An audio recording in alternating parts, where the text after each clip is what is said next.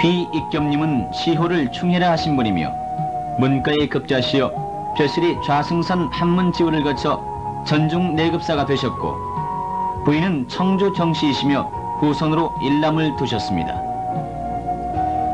익겸님은 남평문씨의 종손이지만 종통을 확립하지 못하고 오늘에 이르고 있음은 한스러운 일입니다.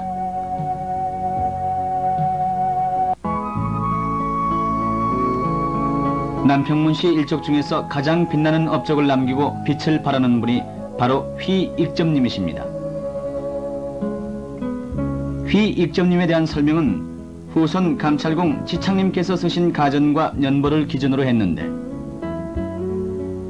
공의 휘는 익점이며 자를 일신이라 했고 호를 사무당이라 하신 분으로 말년에는 스스로 호를 사언이라 지어 부르셨는데, 고려 중해왕 1년 서기 1331년 2월 8일 강성현, 지금의 산청군 단성면 배양촌에서 태어나셨고, 현재 이곳 배양리에는 공께서 심으신 은행나무가 한 그루 있는데, 기간 중 병화에 시달리고 벼락에 치는 등 해서 고사됐다가 1805년경부터 소생하기 시작. 보시는 것처럼 거목으로 성장했는데, 일찍이 공께서 예나시기를 이 나무가 손상될 때는 후손이 순환을 당하고 다시 소생할 때는 번영할 것이라 했으며, 은행나무 주위에 사시는 분들은 모두 이시이신데 동네 사람들이 나무에 손상을 입히면 반드시 피해가 왔으므로 손을 대지 않고 오히려 은행나무 주위에다 단을 쌓고 보호했는데, 왕래하는 모든 사람들이 단에 위에 올라 나무를 쓰다듬고 곧게 서 있는 모습은 공의 처리와 같고 무성한 잎은 덕목과 같으며 맑고 수려함은 지조와 같고 나무의 높음은 기상과 같다 했습니다. 공의 모친은 함안군 부인 조씨이신데 삼한국 대부인을 증받으셨으며 평경사 조진주님의 따님으로 정숙하고 아름다운 덕을 지니셨습니다. 부인이 공을 잉태하고 꿈을 꾸신즉 큰 별이 하늘에서 떨어져 품으로 들어온 꿈을 꾼 얼마 후 공을 낳고 보니 자태가 뛰어나고 왼쪽 어깨에 누런 점 3개가 있어 마치 삼태성의 모양과 같았습니다. 공의 3살 때 부친 충정공께서 익첨이라는 이름을 지어주셨습니다. 8살 때 처음으로 학당에 입학하셨고 충모광 2년 16살 때 팔계 주씨를 맞아 성혼을 하셨는데, 상서 주세우님의 따님이시며 친정은 강성의 배양촌이었고 후에 팔계군 부인의 호를 받으셨습니다. 계 배부인은 진양 정씨이신데 판사 정철님의 따님이시며 계 배부인 정씨를 맞아들이신 연대는 정확히 고찰되어 있지 못하고 공의 나이 20살 때 시경만을 전문으로 교육하는 경덕제에 들어가셨는데, 하루는 이 경덕제에서 꿈을 꾸니 한 노인이 나타나 바람풍과 매산 2글자를 손에 쥐어주는 꿈을 꾸고 얻은 이름이 오늘날에 전해지는 익점님이십니다. 23세 되시던 해에 정동성 향시에 모군 2색과 동방급제를 하셨고 30세 때에 신경동 당시에 제7등으로 급제를 하시면서 초, 중, 종의 3장을 연거푸 통과하셨으며 같이 급제를 한 사람 중에는 포은 정몽주, 임박 등도 끼어 있었습니다. 33세 때 사관은 좌정원에 올라 조정의 옳고 그름을 지적하시는 직책을 성실히 수행하셨으며 그의 모든 제신들이 원나라의 사신으로 가는 것을 회피했으나 서장관으로 원나라에 가셨습니다.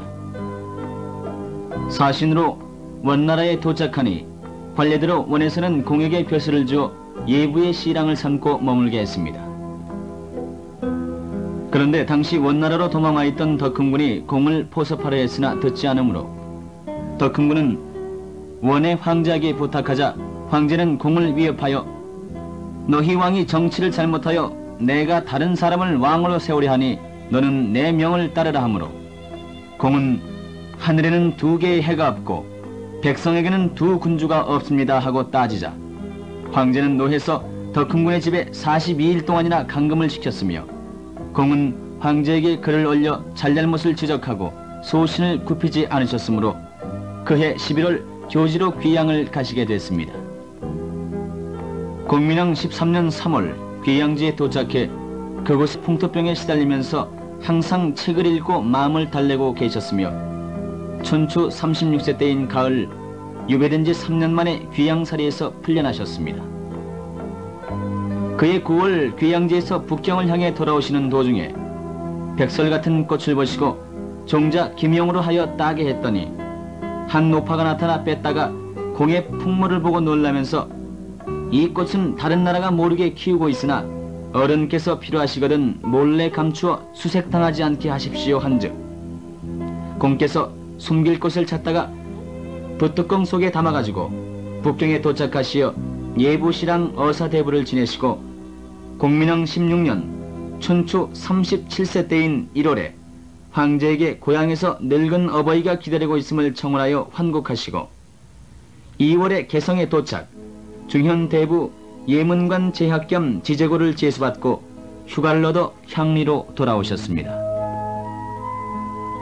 너무도 잘 알려진 목매는 사무당의 행적 중에서 가장 큰 업적으로 꼽히는 것인데 일반인들도 목화하면 바로 문익점하고 말할 정도로 잘 알려져 있으며 이곳 경남 산청군 단성면 배양촌 1구 106번지에 위치한 면화시배지는 사적 108호로 지정돼 있습니다. 이곳은 공께서 환국하시어 처음 면화를 재배하셨던 곳이고 이 시배 사적비는 1965년 5월에 고 박정희 대통령의 지원으로 건립됐으니 현대의 인물들로부터도 추앙받고 있음을 증명하는 징표이기도 한 것입니다. 공께서 목면의 씨앗은 입수하셨으나 어떠한 땅에서 잘 자라는지 알지 못해 건조한 땅과 습한 땅에 나누어 심었는데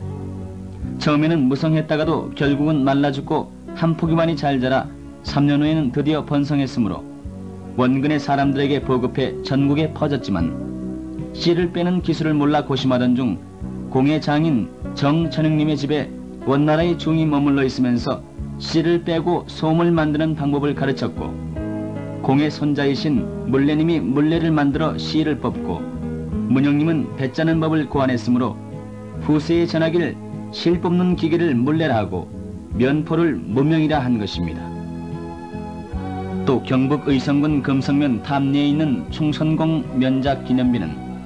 공께서 장인 정천익님께 시험 재배를 시켜 성공을 했으나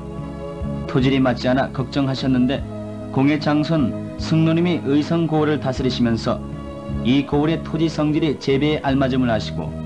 밭 한 단을 사서 목면을 심고 배 짜는 법을 가르쳐 백성을 이롭게 한 공덕을 기리고자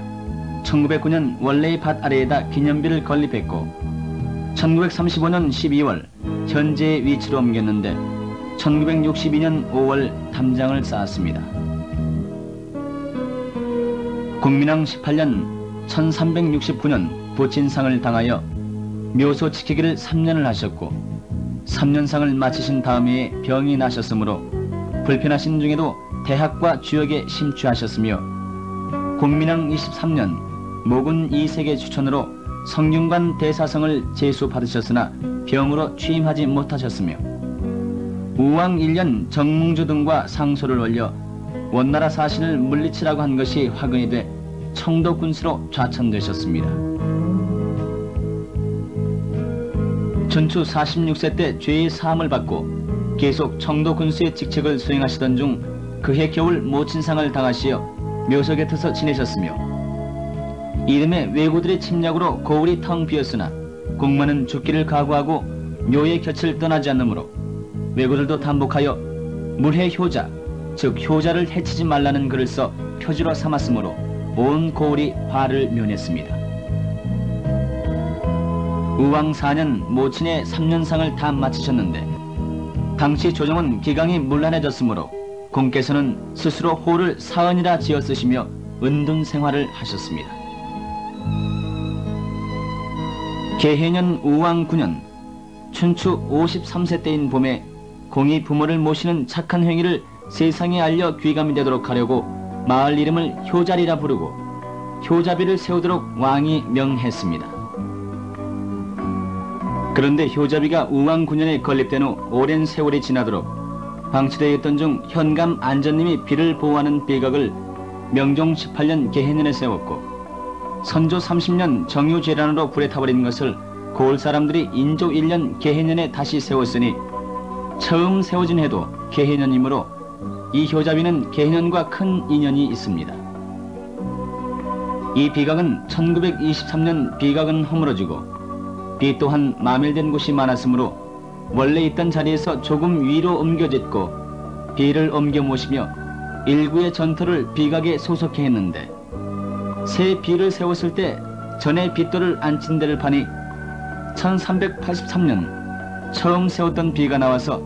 비록 파손되긴 했으나 자획들이 분명해 그 비를 신한사지로 옮기고 보살피다가 31년 뒤인 1954년 갑오년에 족보를 꾸미면서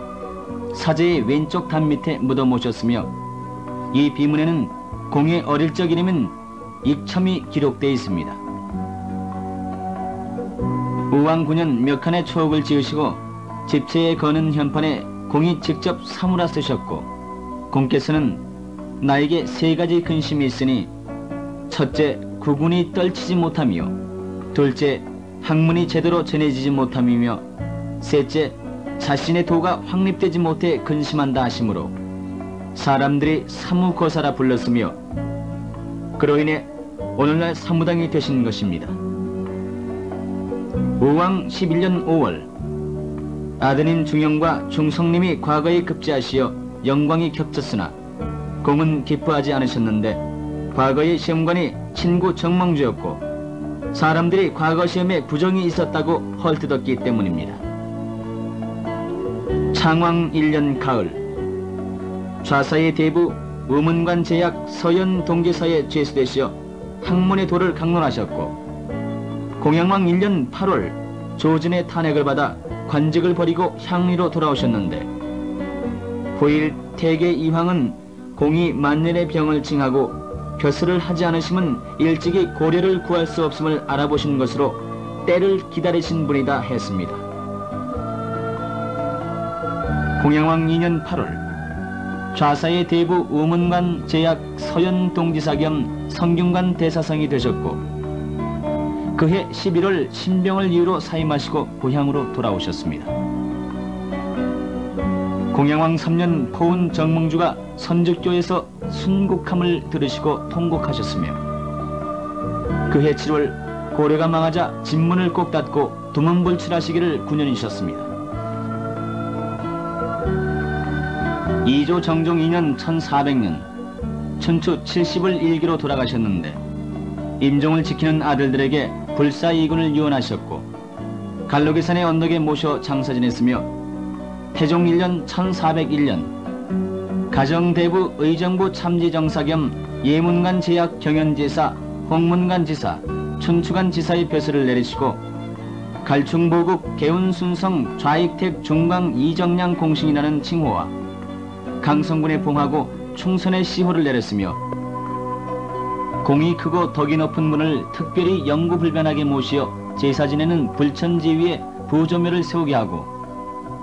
제전 백결과 노비 70명을 하사했으며 고향마을에 정문을 세우고 고려 충신지문이라는 이름을 내렸으며 세종 12년 대광보국 승록대부 의정부 영의정을 증하고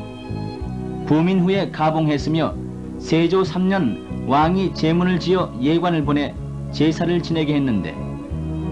이로 살펴보건대 조선조에는 벼슬을 하지 않았으나 역대 왕들이 공의 굳은 기계를 본받도록 하기 위함이었을 것입니다.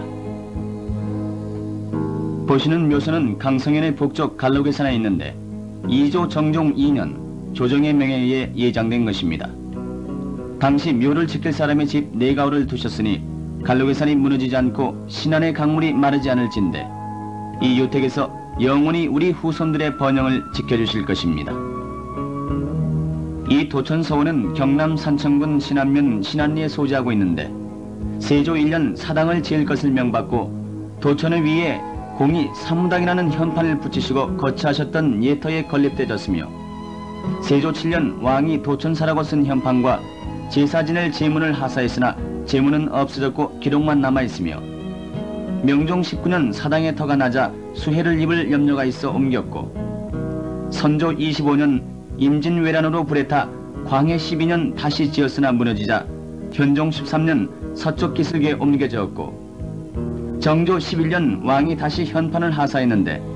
현판 하사를 계기로 정조 21년 순조 4년 다시 수리를 했고 고종 8년 1871년 서원이 철폐를 당했으며 그 후 노산 정사가 건립되어지고 현재에 이르게 됩니다. 신안사제는 공께서 돌아가시자 정종이 갈로계산에 예정할 것을 명하고 묘사를 짓게 했습니다. 그 후 임진왜란으로 불에 타 빈터만 남게 되자 후손들이 그 빈터에 초당을 지어 1년에 한 번씩 제사를 지냈으나 허술했으며 철종 4년 중수를 했지만 초라했습니다. 그 후 고종 28년 깨끗하게 몇 채의 집을 옆에 짓고 춘추로 제사를 지내며 학문을 배우는 곳으로 삼았으나 협소하여 많은 사람을 수용할 수 없으므로 바꿔치기를 해 정사의 현판을 전에 집체에 걸고 새로 지은 집에 신안사제라 해서 후손들이 모이는 곳으로 했으며 사라함은 현인을 존경하는 뜻에서고 제는 먼 옛분의 일을 그리워하자는 뜻입니다. 노산 정사는 1891년에 건립되고 1919년에 중수됐는데 고종 8년 도천 서원이 철폐돼 서원의 재산이 다 향교에 쥐어지고 재산의 낭비가 심해 여유가 없게 되자 많은 선비와 후손이 상의해 서원을 할 때 버려진 것들 중에서 쓸 수 있는 것을 모아 향교 밑에 짓고 임시로 흥학당에 간판을 붙였으나 너무 허술해 10년 뒤 사제의 옆에 정사를 지어 노산 정사라는 현판을 걸고 춘치로 제사를 지냈는데 오른쪽에 있는 것이 앙지현으로 숙사로 이용되며 왼쪽의 학의제는 많은 사람들에게 강의하는 곳이고 중앙의 시경당은 주자의 창조 정사의식에 따라 공의 종이 신주를 모시고 제사를 지내는 제당과 강당으로 사용되는 곳이며 이 노산 정사는 공이 살으셨던 예터에 지었는데 오랜 세월이 흘러 대들보가 꺾어지는 등으로 해서 1952년 가을 다시 지었습니다. 보시는 강성서원은 전남 장흥군 요치면 능룡리 월천에 위치했으며 1975년 2월 25일 문공부 장관명의 문화재 지정, 전남 119호로 지정됐는데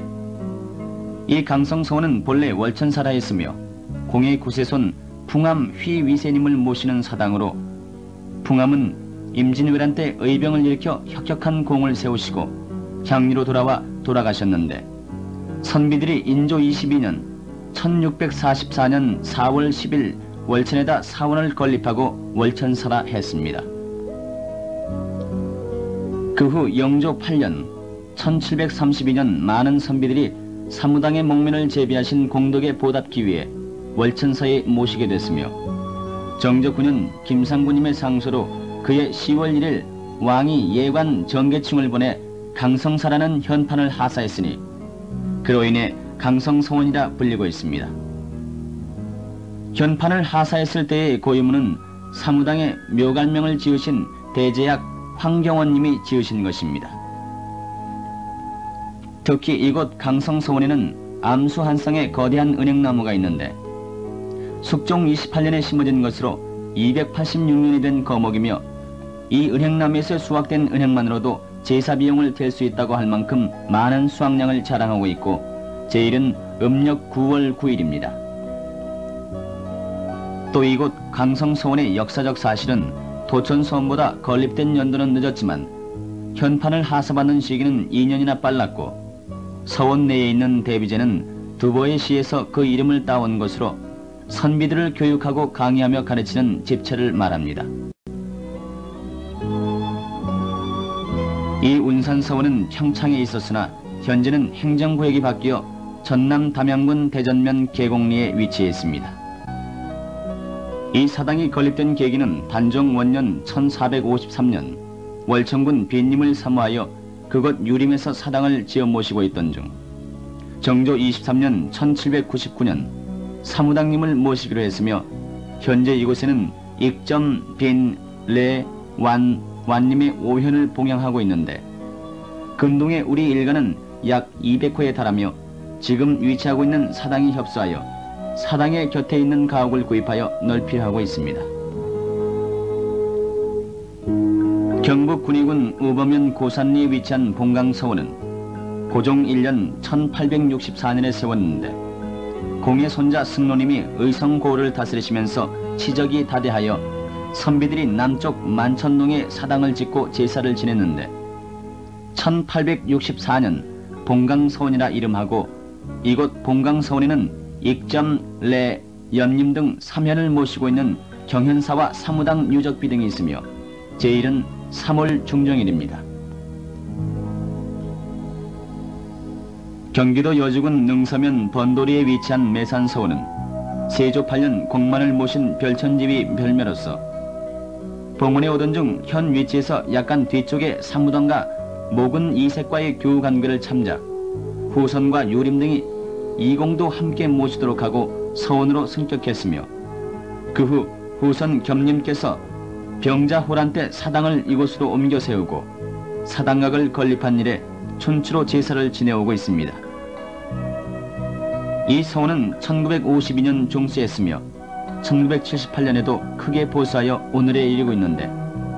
87년에 여름 장마에 담장이 허물어지는 등 피해가 있어 88년 4월에 다시 보수했습니다. 구조는 외산문 앞에 홍살문이 있고 외산문에서부터 전체 경내를 담장으로 에워싸우며 큰 마당의 강당은 한식 골개를 얹었고 위에 높직한 대지에 내산문이 있어 도 하나의 담장을 시설하고 그 안에 사당을 세워 매산사라는 사역을 달아 이 안에 사무당과 모군의 위패를 모셨으며 매산사는 맞배 지붕에 골개를 얹은 구조입니다.